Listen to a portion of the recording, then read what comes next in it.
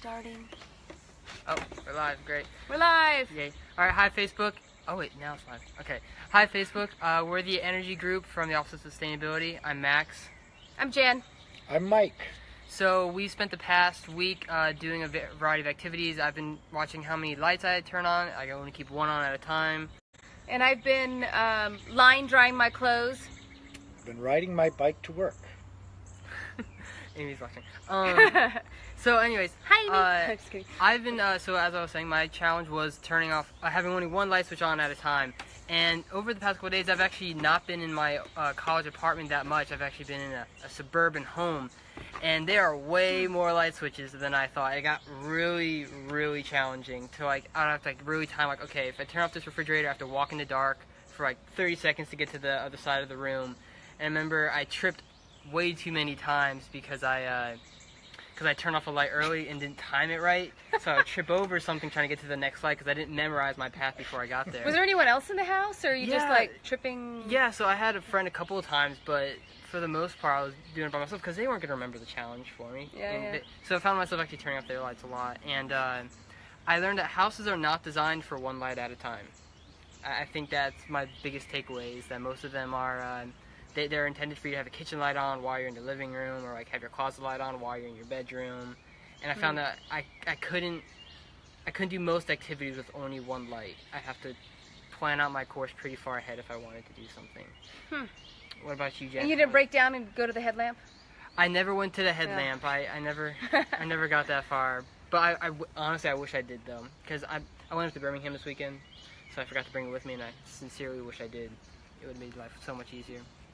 Yeah, well, for me, the line drying has been going okay. You know, I had to do it the whole time I was in Peace Corps, and I'm really thankful for the weather here because it's good line drying weather. Like right now, it's breezy, it's not super humid, it doesn't rain every day. This is pretty good climate for line drying clothes. However, you forget how long it takes compared to just shoving it into the dryer and pushing a button. And I don't know, I got really pushed for time one day and was saying some choice words that would have had to been beeped out on here. And I'm like, but it was good. You know, the kids have been helping out a little bit and taking down the laundry. And did they like doing it? Did they have a lot of fun? Was it I don't know if I'd call it fun. You know, we had to do it last summer when we went to Costa Rica too. So they had a little experience. So it wasn't like ooh, this is a new thing completely. But I don't know, I didn't put it in the best location. I had a mishap with some dog poop the other day.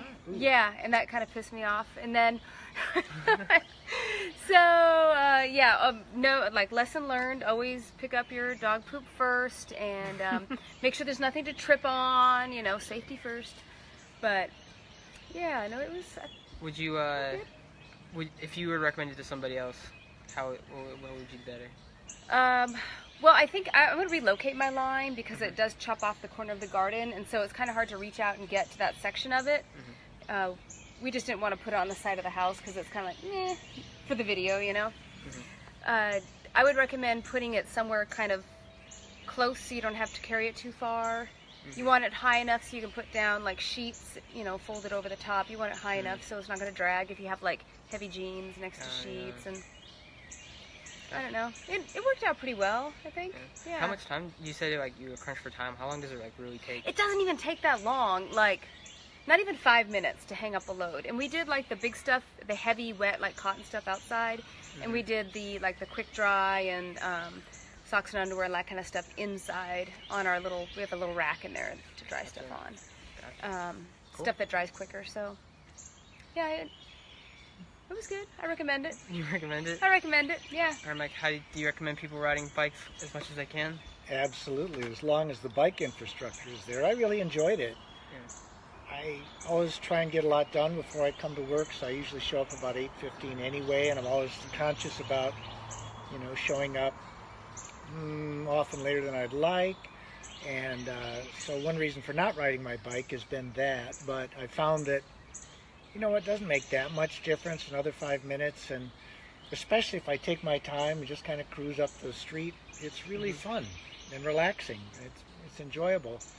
There were a couple times I couldn't ride it because I had to go to meetings just a little way off campus. Right.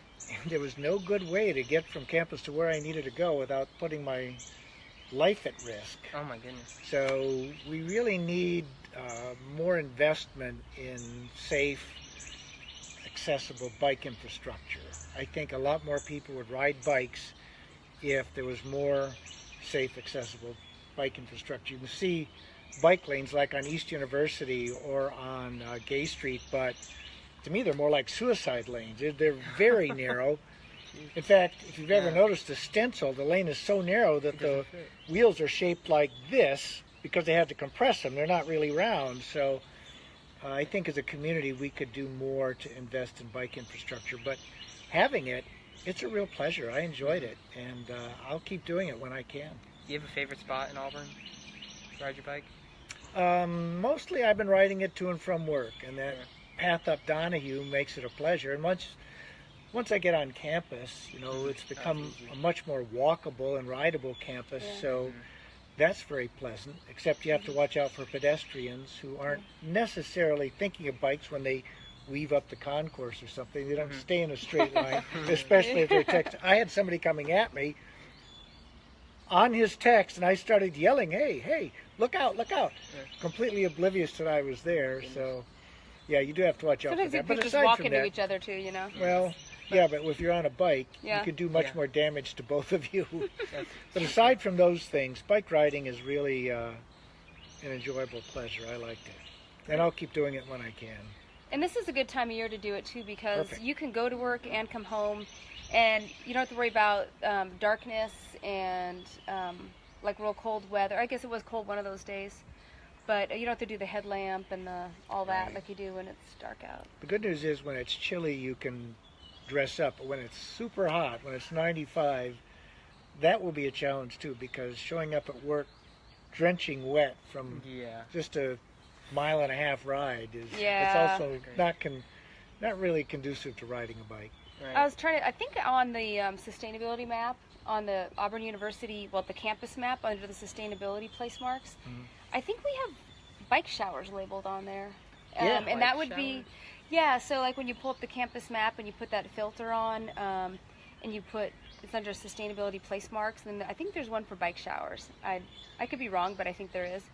And then, or you can find the buildings that have bike showers in there.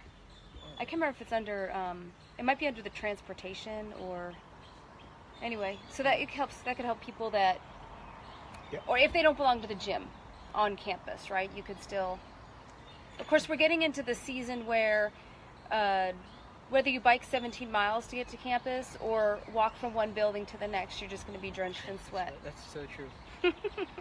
I'm glad we all learned a lot, so it was fun. I highly recommend it. Good deal. Well, this coming week, the College of Liberal Arts is having their No Impact Week, and as part of that, we've kicked off this week with these lifestyle challenges to try to encourage people here in the community to try their own challenge.